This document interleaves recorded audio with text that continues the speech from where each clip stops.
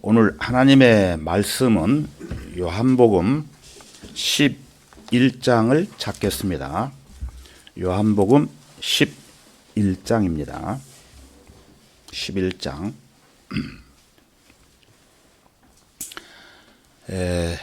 오늘은 11장 28절부터서 11장 마지막 절인 57절까지 살펴보려고 합니다.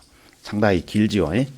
그래서 이 말씀 중에서 중요 구절인 43절과 44절 두 구절만 먼저 보겠습니다.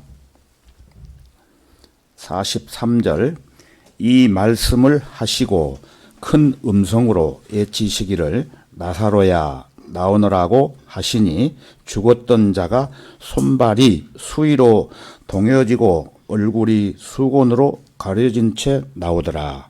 예수께서 그들에게 말씀하시기를 그를 풀어주어 다니게 하라고 하시니라. 우리 말씀을 위해서 다 같이 기도드리겠습니다. 위대하시고 자비로우신 주 하나님 아버지 감사합니다.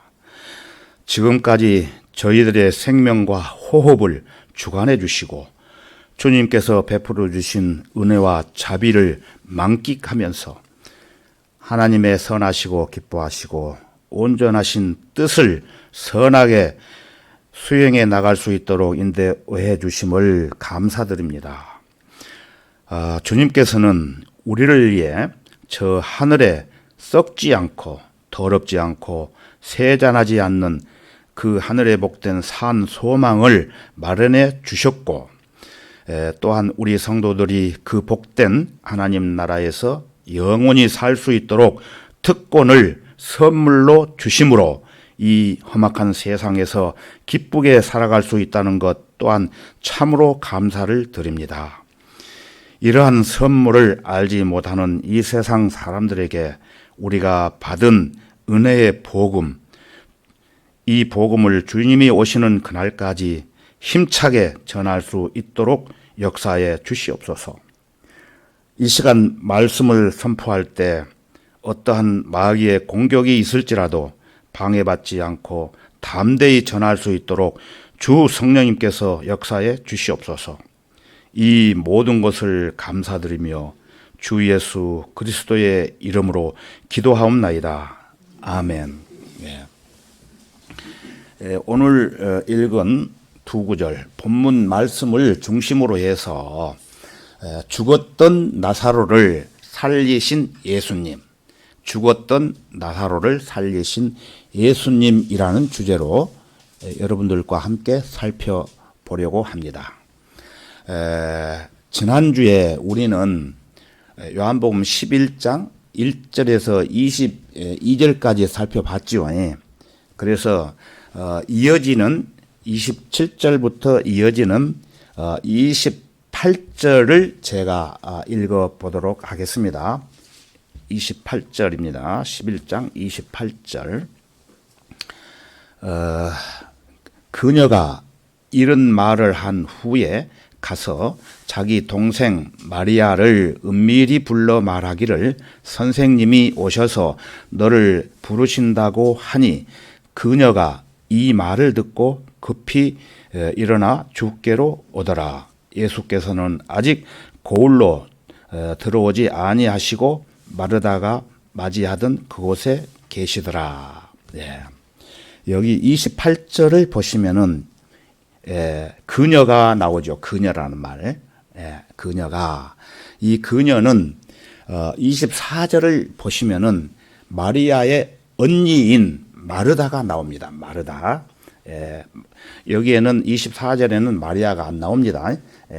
24절을 보시면은 마리아의 언니인 마르다가 나옵니다. 마르다. 그 마르다에게 예수님께서 그녀에게 말씀하시기를, 마르다에게 말씀하시기를 나는 부활이요 생명이니 나를 믿는 자는 죽어도 살 것이며 또 살아서 나를 믿는 자는 누구나 영원히 죽지 아니하리라. 내가 이것을 믿느냐고 하시니. 지난주에도 이거 살펴봤죠 우리가. 그녀가 마르다가 주께 말씀드리기를 예 주여 나는 주께서 세상에 오실 그 그리스도 곧 하나님의 아들이심을 믿나이다 이렇게 대답을 했죠. 그래서 마르다는 이때 예수님과 주고받은 이러한 대화 내용을 자기 동생인 마리아를 은밀히 불러가지고 알려주면서 예수님께서 너를 부르신다라는 말을 전했던 것입니다. 그 말씀이 28절이죠. 그래서 이 말을 듣고 있던 마리아는 어떠한 행동을 했습니까? 읽었죠. 급히라는 것은 즉시라는 뜻이에요. 즉시 예수께로 가게 되었던 것입니다. 그러므로 집에서 마리아를 위로하며 그녀와 함께 있던 유대인들은 그녀가 급히 일어나서 나가는 것을 보고 따라 나가며 말하기를 무덤에 가서 울려고 그리로 간다고 하더라. 마리아를 위로하기 위해 집으로 찾아왔던 유대인들은 마리아가 슬픔이 복받쳐 오라비가 누워있는 무덤으로 달려가서 통곡이라도 하려는 것으로 생각했던 것입니다. 여러분들 친구나 누가 죽으면은 가지요. 가서 이렇게 위로를 하죠. 그래서 일반적으로 유대인들이 예수 그리스도를 영접하지 않고 그분께 데려가는 사람들이었으나 슬픔을 당한 이웃에게 찾아와 위로해 주는 것은 참말로 아름다운 광경이라고 볼 수가 있는 것입니다. 그래서 그 덕분에 그들은 주님께서 행하시는 놀라운 기적들을 목격하게 되었고 그 가운데 많은 사람들이 주님을 믿게 되는 행운을 잡게 되었던 것입니다. 자, 32절부터 35절까지를 보겠습니다. 마리아가 예수께서 계신 곳에 와서 주를 보고 그의 발 앞에 엎드려 말씀드리기를 주여 만일 주께서 여기에 계셨더라면 나의 오라비가 죽지 아니하였겠나이다 라고 하니. 더 읽을게요. 그때 예수께서 그녀가 울고 있는 것과 그녀와 함께 온 유대인들도 우는 것을 보시고 영으로 신음하시며 괴로워하시다가 34절 말씀하시기를 그를 어디다 뒀느냐고 하시자 그들이 주여 와서 보소서라고 말씀드리니 예수께서 우시더라. 여러분 예수께서 우신다는 얘기 들어보셨어요? 이때 예수님께서 우셨어요. 예수님도 사람이기 때문에 이런 슬픔을 맞이하면 우십니다.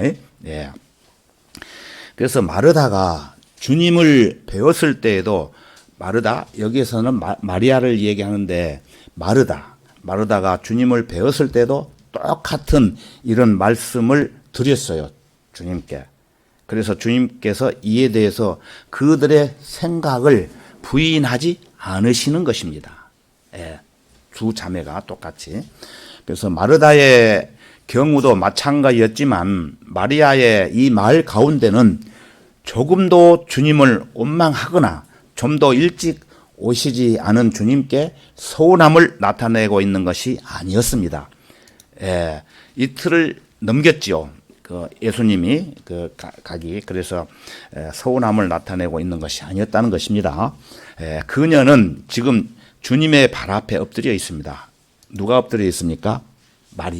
마르다의 동생인 마리아의 이런 모습에서 우리는 주님을 향하여 항상 경배드리는 그녀의 아름답고 간절한 마음을 엿보게 되는 것입니다. 그때 예수께서 그녀가 울고 있는 것과 그녀와 함께 온 유대인들도 우는 것을 보시고 예수님이 이것을 보셨습니다. 보시고 영으로 신음하시며 괴로워하십니다. 여기서 영이란 물론 사람들의 영을 말합니다. 사람들의 영 있다고 그랬죠. 그리스도께서는 사람으로 이 땅에 오셨습니다. 그러므로 그분께서는 사람의 영을 소유하고 계시는 것입니다. 예. 그분께서는 사랑하는 친구의 죽음과 그것을 놓고 슬퍼하고 있는 누이들을 보시자 인간적인 비애를 함께 느끼면서 인간적인 영으로 신음하시고 괴로워하시는 것을 우리가 알 수가 있습니다. 예. 예수 그리스도께서는 6가지의 요소를 다 함께 갖고 계신 분이셔요. 예. 그래서 육신적으로 나타나신 아버지 하나님과 육신을 입고 오신 아들 하나님, 그리고 하나님께서 그 몸에 한량없이 주신 누구죠? 성령 하나님을 소유하고 계신 데다가 또 피곤하시고 기운이 세잔해질 수 있는 인간의 몸과 괴로워하고 슬퍼할 수 있는 인간의 혼과 또 신음할 수 있는 인간의 영을 그분께서는 다 갖고 계십니다. 예, 다시 설명을 드리면은 예수께서 아버지 하나님, 아버지 하나님이에요. 또 아들 하나님이에요. 그 다음에 세 번째 성령 하나님, 그 다음에 인간의 몸을 입고 있죠. 예수님 몸. 또 인간의 혼을 갖고 있어요. 그 다음에 마지막으로 인간의 뭐를 갖고 있습니까? 영을 갖고 계시지 않습니까? 영, 아까 설명드렸죠. 영을 갖고 계시기 때문에 이 세상에 그 누구도 이처럼 똑같은 사람은 찾아볼 수가 없는 것입니다. 예수님 외에는. 그런데 사람들은 이 세상에 예수 말고 다른 타 종교에서 찾으려고 노력을 합니다. 자, 35절을 보시면은 35절입니다. 예수께서 우시더라 그랬어요. 이 말씀은 성경에서 가장 짧은 구절입니다. 그래서 여러분들 성경 암송하라고 하면은 나는 못한다 하지 마시고 요 35절에서 예수께서 우시더라 이거 외우면 성경 한 구절 외우는 겁니다. 예수께서 우시더라. 이거는 금방 외울 수 있잖아요. 그래서 성경 암송 구절을 하나 대보라고 하면 서슴지 않고 이 구절을 대는 사람이 실제 있어요.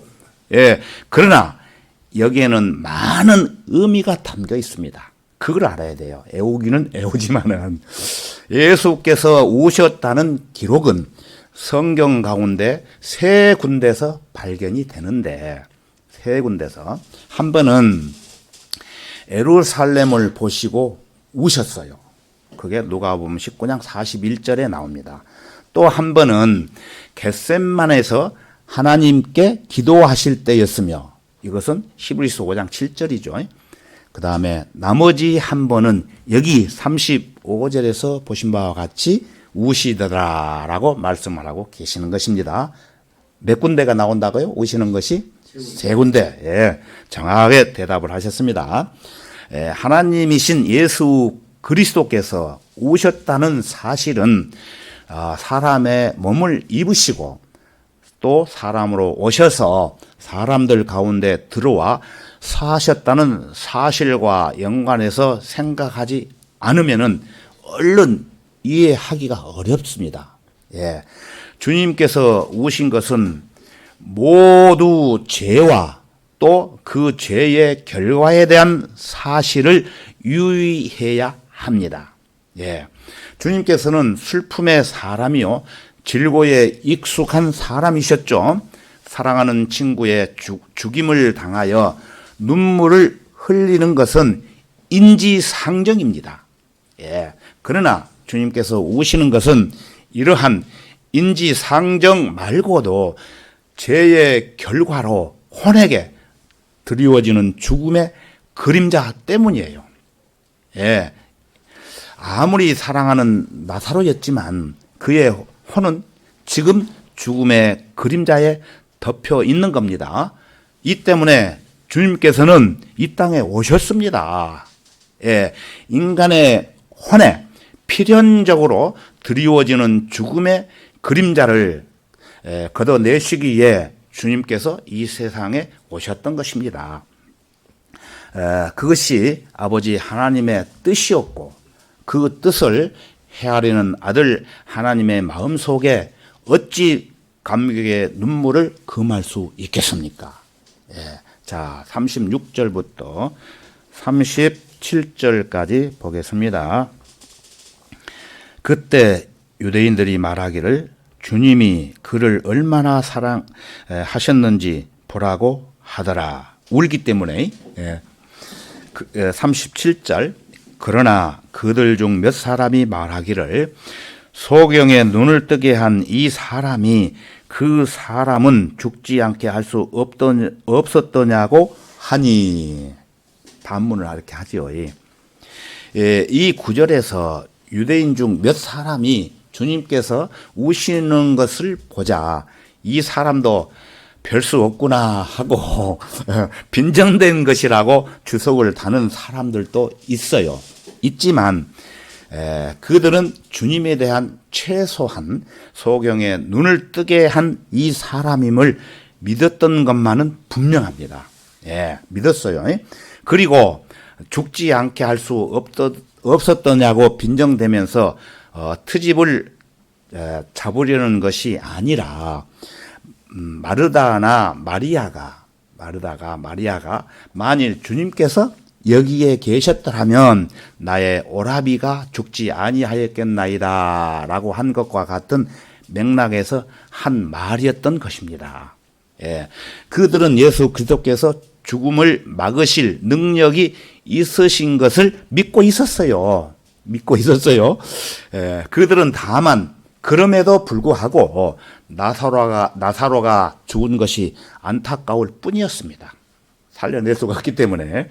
자, 38절을 봅니다. 그러므로 예수께서 다시 속으로 신음하시며 무덤에 오시니라. 그것은 굴인데 돌이 그 위에 놓여 있더라.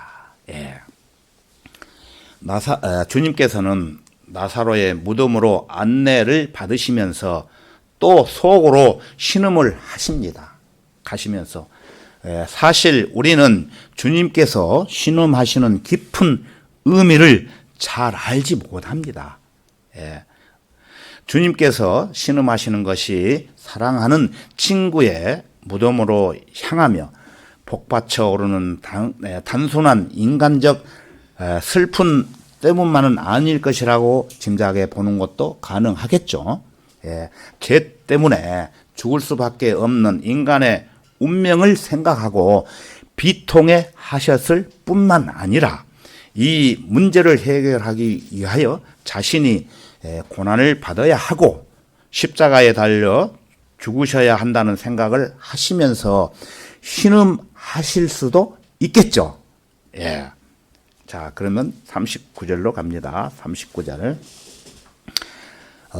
예수께서 말씀하시기를 돌을 치우라고 하시니 죽은 자의 누이인 마르다가 주께 말하기를 주여 죽은 지 이미 나흘이 되었기에 지금은 악취가 나나이다 라고 하니. 이 말을 누가 했습니까? 언니인 마르다가 했죠. 마르다가 마리아가 아닙니다. 마르다가. 주님께서는 역사하실 때마다 반드시 사람을 사용하십니다. 사람을. 우리가 요한복음 2장에서 보신 바와 같이 물을 포도주로 바꾸실 때도 사람을 사용하셨죠. 또 통을 물로 채우라고 종들에게 지시하셨고 또 채움으로 인해서 이를 떠다가 가져다가 그 손님들에게 주라고 명령하셨던 것입니다. 사람을 통해서 하셨던 것입니다. 그래서 하다못해 병자를 고쳐 주실 때에도 장본인에게 스스로 무언가를 하도록 명하시고 그를 사용하십니다. 그래서 일어나서 걸어가라고 하셨고 가서 씻으라고 명하셨으며 보리빵 5덩어리와 작은 물고기 2마리로 5,000명을 먹이실 때도 제자들에게 나누어 주도록 하셨고, 지금 여기서도 돌을 치우라고 사람들에게 명하셔서 사람을 사용하시고 있죠. 예. 그래서 전능하신 하나님이신 그리스도께서 돌들어 비키라고 명하시거나, 돌한테 너 비키라고 명하시거나, 또 나사로들어 그냥 걸어 나오라고 시키실 수도 있었겠지만, 주님께서는 언제나 사람을 사용하셔서 그 사람을 통하여 역사하신다는 것을 우리가 알 수 있는 것입니다. 그래서 마르다가 주께 말하기를, 주여, 죽은 지 이미 나흘이 되었기에 지금은 악취가 나나이다 그랬어요. 말씀을 듣기보다는 부지런히 뛰어다니기부터 하는 행동과 마르다의 불신을 여기서 볼 수가 있습니다. 오라비의 죽음을 그토록 슬퍼하고 있고 주님께서 오시기를 그토록 기다리고 있던 그녀였지만, 그런데 막상 주님께서 무덤 입구를 열게 하시고 무슨 일인가를 하고자 하는 찰나에 그분을 제지하고 나서는 것입니다. 냄새 나는데 왜 하시는 겁니까?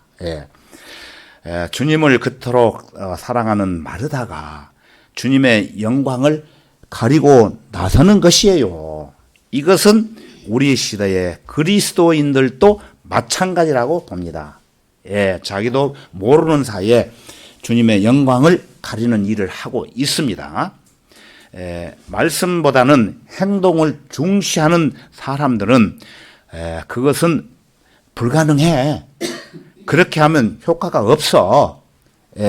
그것은 쓸데없는 짓이야 하고 사사건건 가로막고 나서는 경향이 있다는 것입니다. 그리스도인이 행동으로 믿음을 실천하는 것은 매우 중요합니다. 그러나 하나님의 말씀에 철저하게 근거하고 있는 믿음이 아니라 인간의 생각과 경험만을 앞세운 행동은 그 어느 것도 하나님께서 받으시지 않으십니다. 자기 생각으로 행동하는 것은, 그런 행동은 아무리 열정을 쏟아 부어도 하나님의 일과는 무관해요. 이런 행동은 하나님의 영광을 드러내는 게 아니라 하나님의 영광을 가릴 뿐이에요. 자, 40절로 갑니다. 40절. 예수께서 그녀에게 말씀하시기를, 만일 내가 믿으면 하나님의 영광을 볼 것이라고 내가 너에게 말하지 아니하였느냐고 하시더라. 마르다의 말을 예수님께서 이렇게 대답을 하시는 거예요. 만일 내가 믿으면은 하나님의 영광을 볼 것이라고 내가 너에게 말하지 아니하였느냐 생각해 봐라. 주님께서 마르다에게 언제 만일 내가 믿으면 하나님의 영광을 볼 것이라고 말씀하셨는지에 대한 기록은 있지 않지만, 성경에 나와 있지 않지만, 아마도 그녀를 마을 밖에서 만나셨죠. 밖에서 집으로 함께 오시는 길에 언제인가 말씀을 하셨던 겁니다. 그렇지 않으면은 그리스도께서 베다니에 계시는 동안 마르다와 마리아가 보낸 사람을 통하여 나사로가 병든 것을 아셨을 때 이 병은 죽음에 이르는 것이 아니라고 하시면서 하나님의 영광을 위한 것이라고 하셨던 말씀을 다시 생각나게 말씀했다고 볼 수도 있는 것입니다. 이루 말로 형언할 수 없는 하나님의 위대하심과 그분의 온전하심이 드러나는 것, 이것이 곧 하나님의 영광이 되는 것입니다. 하나님의 영광의 광채이신 예수 그리스도께서 이 땅에 오셔서 나타내신 것이 바로 하나님의 영광이었습니다. 그리고 여기 11장에서는 그분의 손으로 죽은 나사로를 살려내심으로써 죽음을 몰아내고 생명을 가져다 주시는 분으로서의 주님의 영광을 스스로 나타내 보이게 되지만 그리스도께서 이 땅에 오신 목적은 우리 죄들을 위해 십자가에 달려 죽으시고 장사 지낸 바 되셨다가 다시 살아나심으로 3일 만에 다시 살아나심으로 누구든지 이 사실을 믿는 자에게는 영생을 주시고 사망의 권세를 생명으로 이기시는 그 위대한 하나님의 영광을 나타내고자 함이었던 것입니다. 이 사실 때문에 우리가 구원을 받았던 것이 아닙니까? 하나님의 영광을 보지 못하는 것은 우리가 보잘것없고 무지하며 또 언약하기 때문이 아니라 바로 우리의 불신 때문이었습니다. 그 불신이 무엇입니까? 주님을 믿지 않는 불신입니다. 주님을 믿지 않는, 이 사실을 믿지 않는 불신. 그래서 주님께서도 믿지 않는 마르다에게 내가 너에게 말하지 아니하였느냐고 말씀하신 겁니다. 자, 41절을 보시겠습니다. 41절. 사람들이 죽은 자가 놓여 있는 곳에서 돌을 치우니 예수께서 눈을 들어 말씀하시기를 아버지여 내 말을 들으신 것을 감사하나이다. 누구한테 얘기했습니까? 누가? 예수님께서 아버지, 하나님 아버지, 자기가 하나님도 되시지만은 예수 그리스도께서 마르다의 믿음이 적은 것을 지적을 하셨고 그제서야 사람들이 주님께서 명하신 대로 무덤 입구에 돌을 옮기게 돼요. 그리고 주님께서 기도하시면서 내 말을 들으신 것을 감사하나이다 라고 말씀하신 것은 지금 행하시게 될 일을 위하여 이미 오래전부터 기도해 오셨고 아버지 하나님께서 그 기도를 들어주시리라는 대단한 확신을 나타낸 말씀이기도 합니다. 주님께서는 나사로가 병들었다는 소식을 들으시고 베다니에서 이틀이나 더 머물러 계셨지만 실은 그 때문에 이미 아버지 하나님께 간구를 드리고 계셨음을 알 수 있으며 기도할 때마다 이미 그 기도가 응답될 것을 당연한 것으로 여기시는 주님을 보십시오. 어디서 이런 확신이 오는 것일까요? 요한복음 찾지는 마시고 요한복음 8장 29절에서 주님께서 친히 그 이유를 분명하게 설명해 주셨어요. 제가 한번 읽어볼게요. 28절. 나를 보내신 분이 나와 함께 계시니라. 나를 보내신 분이 나와 함께 계시니라. 아버지께서는 나를 홀로 남겨두지 아니하셨으니 이는 내가 언제나 그분을 기쁘게 하는 일들을 행하기 때문이라. 이렇게 말씀하셨어요. 주님께서 행하시는 그 어떤 일도 아버지 하나님의 뜻에서 벗어나는 일이 하나도 없었고 하나님의 말씀에서 한치라도 어긋나는 일을 주님께서 하신 적이 없으십니다. 그러므로 아버지 하나님께서 언제나 주님의 기도를 들어주실 수밖에 없고 주님께서는 이 사실을 알고 계시기에 자신의 기도 응답에 대해 자신만만하신 것입니다. 이것은 우리 그리스도인들도 마찬가지라고 성경은 말씀하고 있습니다. 무엇이든지 구하는 것을 그에게서 받나니 이는 우리가 그의 계명들을 지키고 그의 목전에 기쁨이 되는 일들을 행함이라고 요한일서 3장 22절에 말씀을 하셨습니다. 자, 42절을 보겠습니다. 42절. 아버지께서 항상 내게 들으시는 줄을 내가 알았나이다.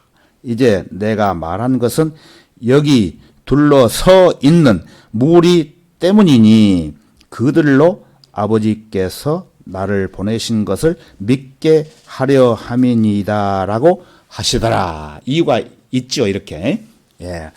그래서 갈멜산에서 엘리야도 그 열왕기상 18장에 가서 보면은 이와 유사한 기도를 하나님께 드린 사실이 있습니다.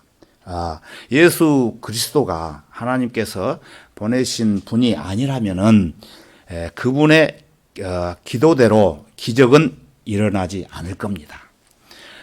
주님께서는 지금 나사로의 무덤 밖에서 많은 유대인들에게 하나님의 역사하심을 보여주심으로써 자신이 하늘에서 오신 분이심을 다시 한번 더 입증해 보이시는 것입니다. 예. 많은 사람들은 기적이 일어나는 현장에서 모든 증거들을 직접 목격하게 될 것이고, 그러면 그리스도께서 과연 하나님의 아들이시며 메시아이심을 인정하지 않을 수 없을 겁니다. 나사로의 시체가 들어있는 무덤까지 오셔서 그들의 손으로 직접 돌을 치우게 하시고, 그들의 코로 직접 썩은 냄새를 맡게 하시고, 또 그들의 눈으로 직접 나사로가 일어나는 것을 목격하게 하시고, 또 그들의 손으로 직접 동여매었던 수의를 풀어주게 하시는 것을 보는 것입니다. 처음부터 끝까지 자신의 증거에 조금이라도 의심이 가지 않도록 철저하게 시종을 이끌어 가셨던 것입니다. 이처럼 주님께서 진리를 증거하시는 과정에서 친히 보여주시는 그 용의 주도하심을 우리도 어떻게 해야 됩니까? 본받아야 되겠죠. 자, 이제 43절과 44절을 보시겠습니다. 43절, 이 말씀을 하시고 큰 음성으로 외치시기를 나사로야 나오너라고 하시니 죽었던 자가 손발이 수의로 동여지고 얼굴이 수건으로 가려진 채 나오더라. 예수께서 그들에게 말씀하시기를 그를 풀어주어 다니게 하라고 하시니라. 설명 안 드려도 아시겠죠, 대충? 주님께서 죽어있던 나사로의 이름을 큰 음성으로 부르십니다. 나사로야! 나오너라! 이렇게 큰 음성으로 외치셨던 것입니다. 많은 사람들 듣게 하기 위해서. 적은 소리가 아니고 성경에 보면 큰 음성으로 부르셨다고 얘기하지 않습니까? 나사로야! 나오너라! 예. 이렇게 이름을 부르지 않고 그냥 나오너라 하고 외치셨다면 묘지의 모든 무덤 안에 있는 자들이 모두 살아 일어났을 것이라고 말하는 사람들도 있는데 그렇지 않겠습니까? 나사로 이름을 부르지 않으면은. 그러나 교리적으로 틀린 말이 아니에요. 물론 특정한 사람의 이름을 부르지 않고 죽은 자들 모두를 향해서 일어나라고 외치실 때가 있을 것이라고 주님께서는 말씀을 하고 계십니다. 요한복음 5장 25절에 보면은 진실로 진실로 내가 너희에게 말하노니 죽은 자들이 하나님의 음성을 들을 때가 오고 있나니 바로 지금이라. 듣는 자들은 살리라고 하셨으며, 그리고 이런 일은 주님께서 십자가에서 숨을 거두시고 부활하셨을 때 실제로 이러한 사실들이 있었던 것입니다. 자, 그러면은 우리 다 같이 마태복음 27장 50절로 가보겠습니다. 이러한 사실을 한번 확인해 보겠습니다. 마태복음 27장 50절입니다. 50절부터 27장 페이지 수는 신약성경 60페이지가 될 겁니다. 50절부터 53절까지 제가 읽어보겠습니다. 예수께서 다시 큰 음성으로 소리 지르신 후 숨을 거두시더라. 51절입니다. 그런데 보라, 성전의 휘장이 위에서 아래까지 둘로 찢어지고 땅이 흔들리며 바위들이 갈라지고 무덤들이 열리며 잠들었던 많은 성도들의 몸이 일어났으며 주께서 부활하신 후에 무덤에서 나와 거룩한 도성으로 들어가 많은 사람들에게 나타나더라. 이거는 사실입니다. 사실. 그때 예수님 당시에. 이때 무덤 속에 있던 모든 자들이 아닙니다. 많은 성도들만 일어났던 것입니다. 그들만이 하나님의 아들의 음성을 들을 수 있었기 때문이에요. 그래서 그리스도께서도 요한복음 5장 25절에서 말씀하시기를 듣는 자들은 살리라 이렇게 말씀하셨던 것입니다. 예수 그리스도께서 재림하실 때 그리스도 안에서 잠든 모든 성도들이 무덤 속에서 살아 일어날 때에는 주님께서 각자의 이름을 부르시는 음성을 듣게 됩니다. 이때는. 그래서 그에게 문지기가 문을 열면 양들은 그의 음성을 듣나니 그러면 그는 자기 자신의 양들의 이름을 불러서 이끌어내느니라. 이 말씀은 어디에 있죠? 요한복음 10장 3절에서 봤지요, 우리가. 예수 그리스도께서 다시 오셔서 휴거가 이루어질 때, 무덤 속에 잠들어 있던 모든 성도들이 깨어 일어나 무덤 속에서 나오는 장면은 실로 상상을 초월하는 광경이 나타나게 될 것입니다. 이 부분은 나중에 시간 되면은 차분하게 자세히 설명을 드릴게요. 자, 본문 말씀 요한복음 11장 44절로 다시 가겠습니다. 요한복음 11장 44절. 죽었던 자가 손발이 수위로 동여지고 얼굴이 수건으로 가려진 채 나오더라. 예수께서 그들에게 말씀하시기를 그를 풀어주어 다니게 하라고 하시니라. 주님께서 큰 소리로 나사로야 나오너라 하고 외치시자 죽었던 나사로가 몸에 수의를 칭칭 감은 채 무덤에서 실제로 걸어 나오는 것을 이때 많은 사람이 보았던 것입니다. 이건 사실이에요. 이것이 하나님의 권능입니다. 하나님의 권능. 실로 하나님이 아니고서는 그 누구도 이런 권능을 행할 수가 없는 것입니다. 여러분, 이런 권능을 행했다는 사람 들어보셨습니까? 어떠한 종교에도 이런 일을 행했던 사실이 없습니다. 그런데 여러분, 은사주의들 아시죠? 은사주의자들. 아신 분은 아시겠지만 모르신 분들은 모르시는데, 이 은사주의자들은 그 자기들이 가지고 있는 신유로 병자를 고치는 기적을 연출한다고 큰 소리를 치면서 헛소문을 퍼뜨리는 은사주의자들이 있어요.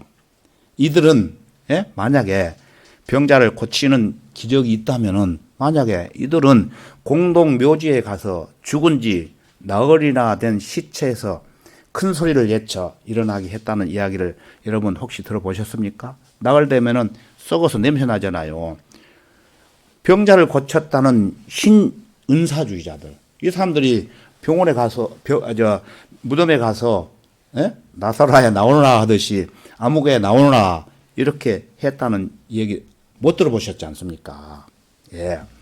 그래서 병자에게 안수하여 병을 고쳐준다는 은사주의 목사들이 어째서 병원 문전에서는 얼씬도 하지 않는지 정말 알 수가 없어요. 만약에 그 은사주의 목사 중에 한 사람이라도 병을 낫기에 병원을 수많은 사람이 찾아오지 않습니까? 그 찾아오는 병자들에게 안수를 해서 병을 고쳐주는 기적이 일어난다면 병원이 이 세상에 있을 이유가 없겠죠. 예. 안수하여 병을 치료한다는 미국의 오랄 로버츠 같은 은사주의자들이 있어요. 예, 그 사기꾼들의 지나지 않는 사실은 제가 하나를 말씀을 드리면은 그가 텍사스주 아말리로에서 신유 집회를 열고 있을 때에 그 은사주입니다. 그 오랄 로버츠라는 사람은 있을 때에 폭풍이 갑자기 불어닥쳐서 천막이 날아가 버렸어요. 네. 그래서 수십 명이 부상을 당해가지고 어떻게 됐겠습니까? 자기가 낫게 해줘야 되는데 응급실로 앰뷸런스를 불러가지고 응급실로 불려가는 것을 봤어요. 예, 그것을 봤을 때에 여러분 어떻게 생각하시겠습니까? 그가 사기꾼이라는 것 사실을 입증하게 되는 것입니다. 못 낫고 병원도 실려갔기 때문에 사실이에요. 이것도 사실. 종교를 빙자한 이러한 가짜 사기꾼들이 우리나라에도 얼마나 많은지 여러분 아십니까? 굉장히 많습니다. 등쳐먹어요. 이런 사람들이. 은사주의자들의 집단 최면술에 걸리면은 빠져나올 수가 없어요. 예. 그래서 우리가 보는 성경을 좀 더 살펴보면은 예수 그리스도의 구원 사역을 묘사하는 아름다운 장면이 복음서에서 3차례나 등장을 하는데 그중 하나가 여기 11장에 나오는 죽은 나사로의 경우이고 실제 살려내지 않습니까? 예수님께서. 다른 하나는 누가복음 7장에서 나인이라는 성읍에서 사는 과부의 아들을 살려내는 장면이 기록되어 있고 또 한 군데는 마가복음 5장에서 12살 먹은 소녀를 살려내시는 장면이 기록되어 있습니다. 자, 우리 다 같이 한 군데만 보겠습니다. 마가복음 5장 41절로 가보겠습니다. 마가복음 5장 41절 보겠습니다. 페이지 수는 73페이지입니다. 신약성경. 페이지 수는 맨 우쪽에 있죠. 73페이지. 마가복음 5장 41절. 마가복음 5장 73페이지를 찾으십시오. 그러면 쉬워요. 페이지. 맨 위에 페이지 수가 나와요. 맨 위에 페이지 73페이지. 41절부터 찾으셨으면은 42절까지 제가 읽어보겠습니다.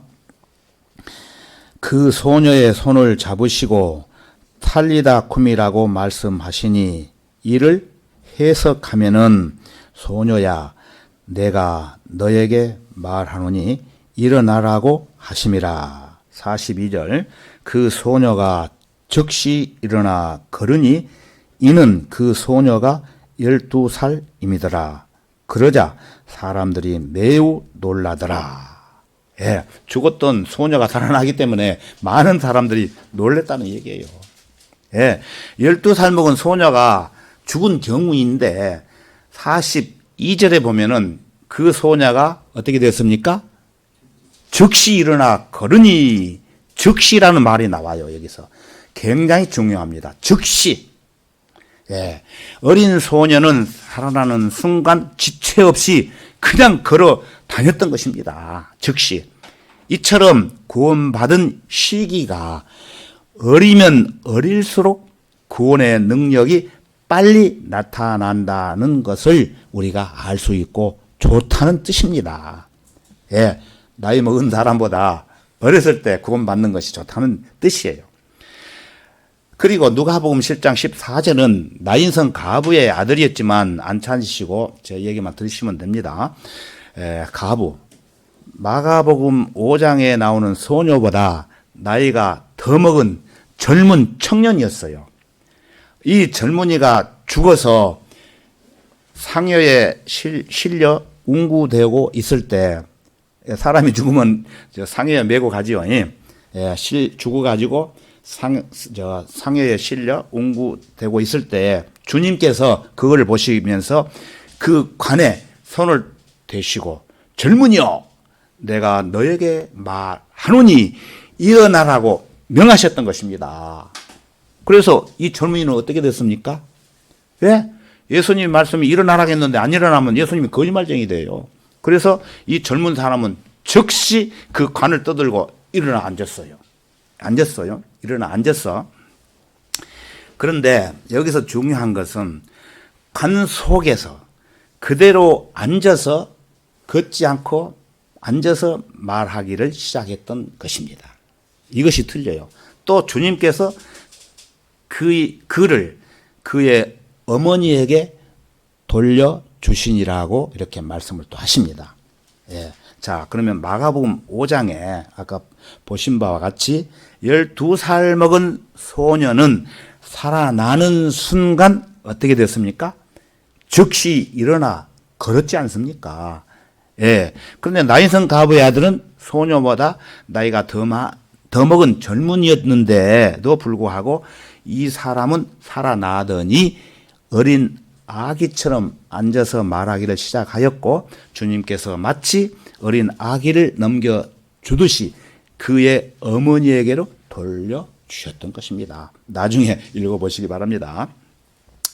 그러니까 이 젊은이는 구원을 받았으되 아직 스스로 설 수 있게 되지 않았고 구원은 받았지만 도움이 필요한 어린 아기로 거듭남으로써 구원받은 뒤에도 상당한 시간이 지나야 그 효과가 나타나게 된다는 것을 설명하고 있는 것입니다.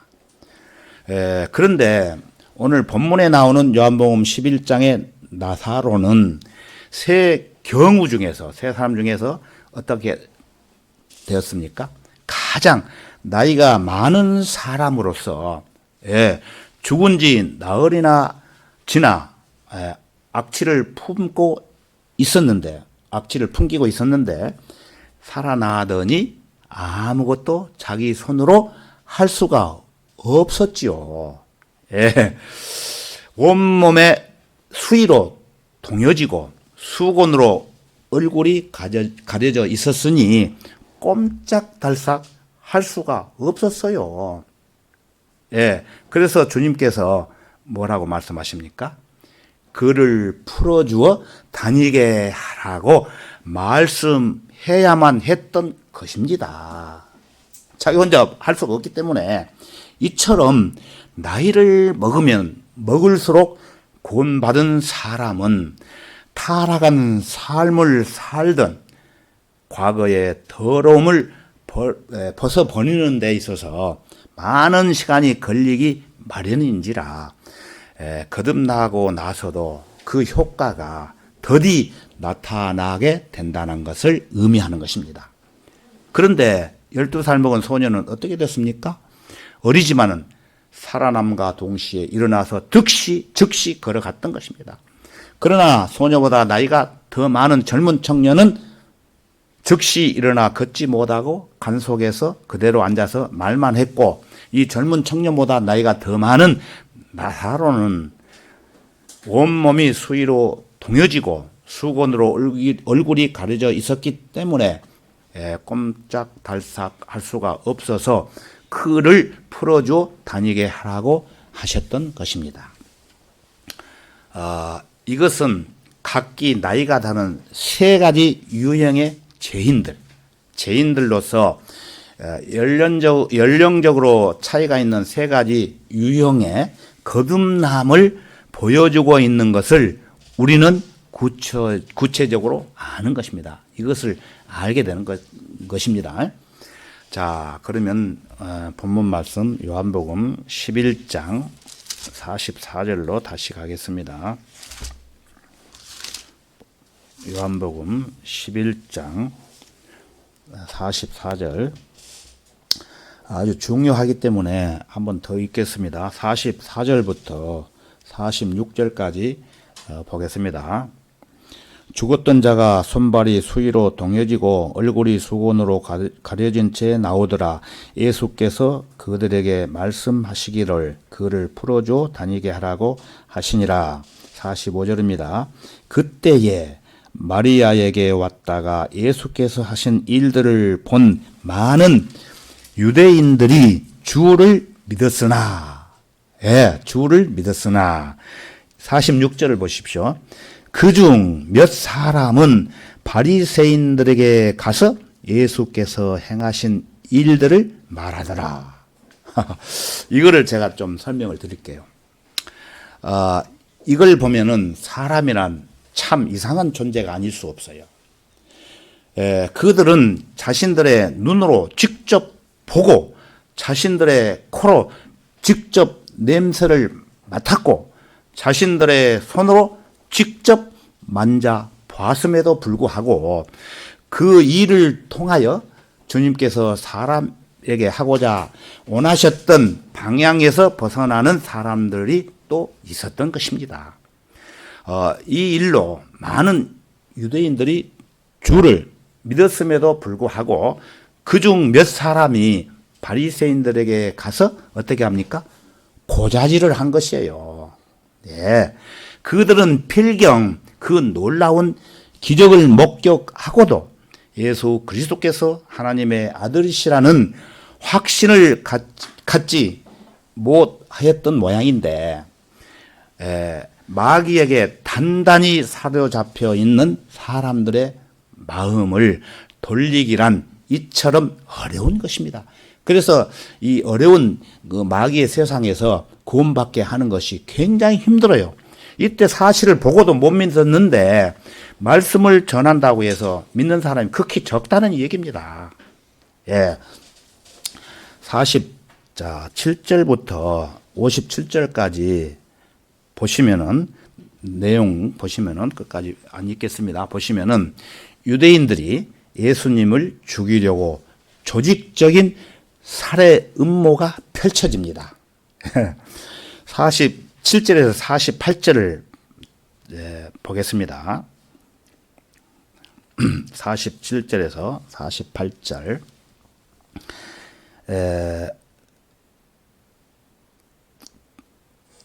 이에 선임 제사장들과 바리새인들이 공회를 소집하고 말하기를 이 사람이 많은 기적을 행하니 우리가 어찌하랴?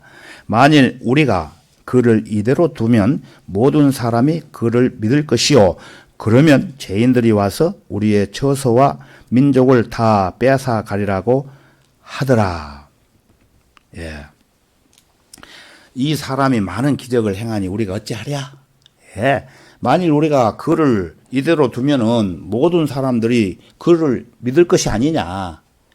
그러면 로마인들이 와서 우리의 처소와 민족을 다 빼앗아 갈 것이다. 예수 그리스도께서 나사로를 살리신 그 기적을 인해 많은 유대인들이 주님을 믿었습니다. 하지만 그 가운데 몇 사람들은 엉뚱하게도 이 일을 주님을 대적하는 바리새인들에게 고자질을 했죠. 이에 대제사장들과 바리새인들은 대책을 세우고자 공회를 소집을 했는데 이들은 예수께서 행하신 기적들을 믿지도 않았을 뿐더러 유대인의 왕으로 오신 예수 그리스도께서 행하신 그 일로 인해 로마인들이 반란으로 여김으로써 오히려 자신들의 처소와 민족을 빼앗아갈까 봐 두려워했던 것입니다. 이유가 여기 있어요. 하지만 그들이 최우선적으로 걱정한 것은 그들의 민족이 아니라 엉뚱한 속셈이 있어요. 자기들의 지위를 빼앗기는 것을 염려했던 것입니다.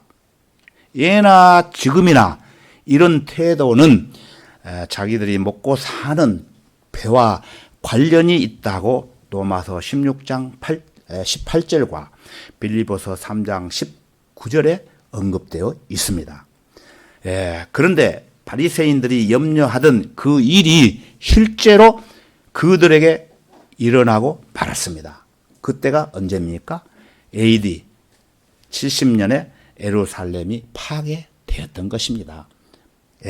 그러나 주님께서는 유대인 공회의 의도를 벌써 간파하고 계셨어요. 그리고 하나님께서 계획하신 때가 이르기까지 그들을 피하여 에브라임에서 제자들과 함께 지내셨던 것입니다. 자, 55절부터 57절까지 보겠습니다. 55절. 유대인의 유월절이 가까운지라 많은 사람이 유월절 전에 자기들을 정결케 하려고 지방에서 예루살렘으로 올라가더라. 그들이 예수를 찾으며 성전에서 서서 서로 말하기를 너희는 어떻게 생각하느냐?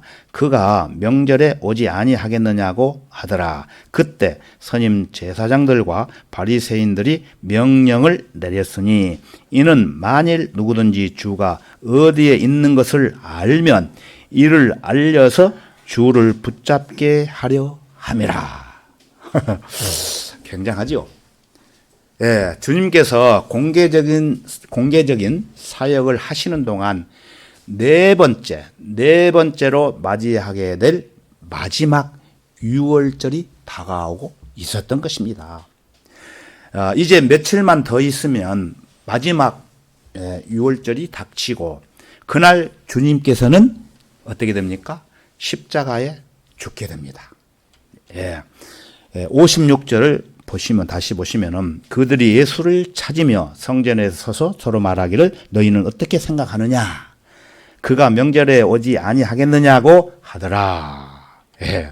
예수 그리스도께서는 명절 때마다 반드시 성전에 올라가셨어요. 빼지 않고. 그런데 이번 유월절은 다른 때와는 달리 주님께 대한 체포령이 내려져 있지 않습니까? 체포령이 공포되었기 때문에 그들의 이러한 궁금증은 오히려 당연했던 것입니다. 스스로 메시아이심을 주장하시면서 믿기 어려운 기적들을 행하시는 그분께서 과연 나타날 것인가? 아니면 잠적한 채 모습을 드러내지 않을 것인가? 하는 문제는 어쩌면 장 안에 화제가 되었던 것입니다.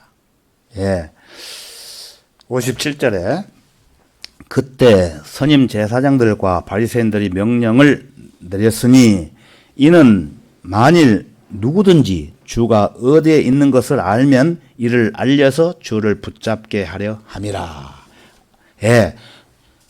주를 발견하면은 알리라는 이거예요. 알려주라는 얘기예요. 그래서 드디어 종교 지도자들이 예수 그리스도에 대하여 공공연하게 체포령을 내리게 되었던 것입니다.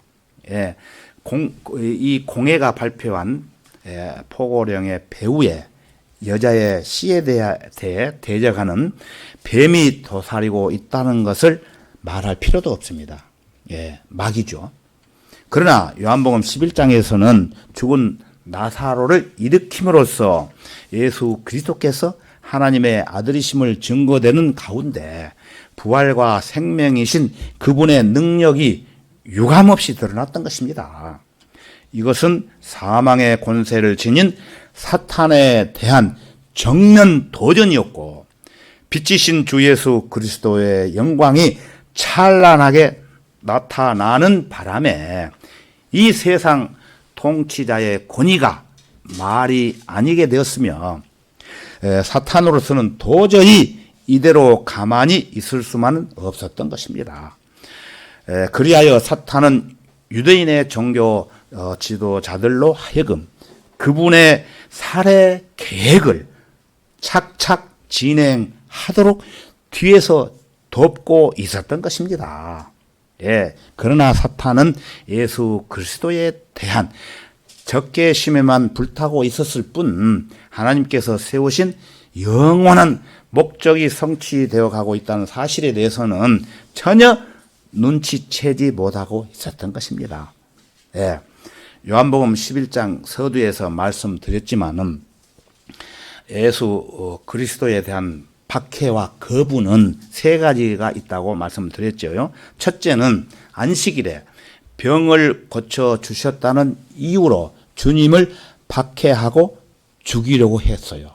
두 번째는 아브라함이 나기 전부터 나가 있느니라고 하였을 때에 유대인들이 어떻게 됐습니까? 돌을 집어 주님께 던지려고 했던 것이며, 세 번째는 나와 내 아버지는 하나니라고 하셨을 때 유대인들이 하나님에 대한 모독으로 간주하고 예수님을 돌로 치려했던 것을 살펴봤습니다. 끄떡하면은 예수님을 돌로 치려했던 것입니다. 구약 성경에 이 내용들이 나옵니다. 시간 관계상 찾아보지는 않겠습니다. 여러 군데 나옵니다. 돌을 치려고 했던 내용들이. 이처럼 예수 그리스도께서 하나님으로서의 영광을 나타내 보이셨을 때마다 유대인들은 예수님께 대적을 했지만 오늘 살펴본 11장에서는 어떻게 되었습니까? 오히려 하나님의 영광으로 응답되고 있는 것을 우리가 알 수 있습니다. 그래서 다음 12장에서도 마찬가지입니다. 그때 추가로 말씀을 드리겠습니다. 우리 다 같이 찬송가 235장을 부르시겠습니다. 찬송가 235장 성도들아 준비되었느냐. 다 찾으시면은 235장입니다. 235장 다 찾으셨으면은 힘차게 부르시겠습니다.